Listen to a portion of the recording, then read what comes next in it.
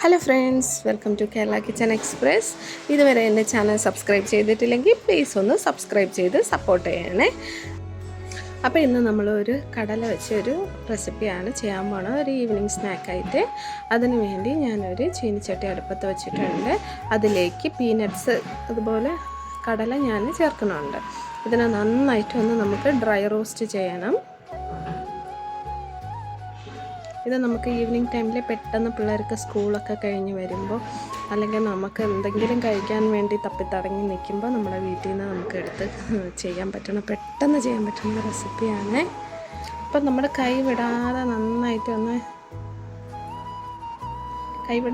തന്നെ നന്നായിട്ട് ഒന്ന് വറുത്തെടുക്കുക. കണ്ടില്ലേ, ഈ ഒരു സമയമൊക്കെ ആകുമ്പോൾ കുറച്ച് നന്നായിട്ടൊന്ന് വറവിട്ടിരിക്കും.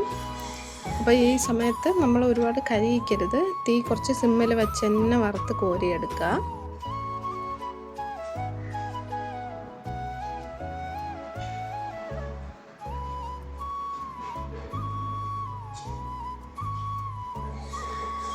നന്നായിട്ട് ഇതൊക്കെ കോരി എടുത്തിട്ട് നമ്മൾ ഒരു തുണിയോ മറ്റും വെച്ച് ആ ഒരു ഡസ്റ്റൊക്കെ ഒന്ന് തുടച്ചെടുക്കുക. അപ്പോൾ ഇത് കുറച്ച് നേരം ആറട്ടെ. ആ സമയം കൊണ്ട് നമുക്ക് അതിന് വേണ്ടിയുള്ള ഒരു മസാല റെഡിയാക്കാം. ഞാൻ കുറച്ച് എണ്ണ ആഡ് ചെയ്തിട്ടുണ്ട്. എണ്ണ ഒന്ന് കുറച്ച് മതി, എണ്ണ ഒരുപാട് ആഡ് ചെയ്യരുത്, എണ്ണ കുറച്ച് മതി ഇതിന്.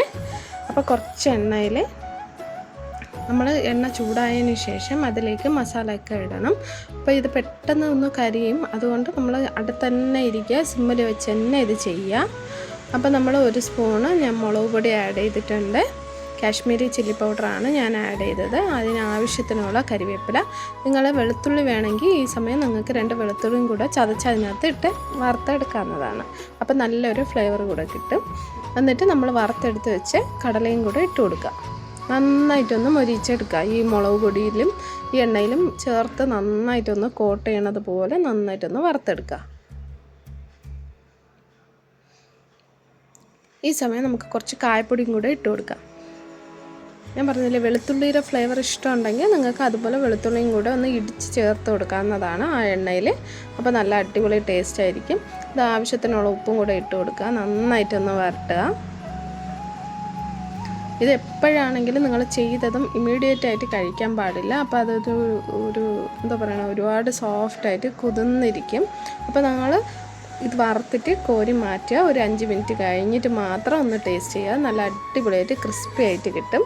നല്ലൊരു കട്ടനൊക്കെ വെച്ച് കഴിക്കാൻ പറ്റിയ ഒരു ഈവനിങ് സ്നാക്കാണ്. ഉറപ്പായിട്ട് നിങ്ങൾ ഇതൊന്ന് ട്രൈ ചെയ്ത് നോക്കുക. ട്രൈ ചെയ്ത് നോക്കിയിട്ട് എങ്ങനെയുണ്ടെന്നുള്ളത് ഫീഡ്ബാക്ക് കമൻറ്റ് സെക്ഷനിൽ പറയുക. ഇതുവരെ എൻ്റെ ചാനൽ സബ്സ്ക്രൈബ് ചെയ്യാത്തവർ പ്ലീസ് ഒന്ന് സബ്സ്ക്രൈബ് ചെയ്ത് സപ്പോർട്ട് ചെയ്യുക. താങ്ക്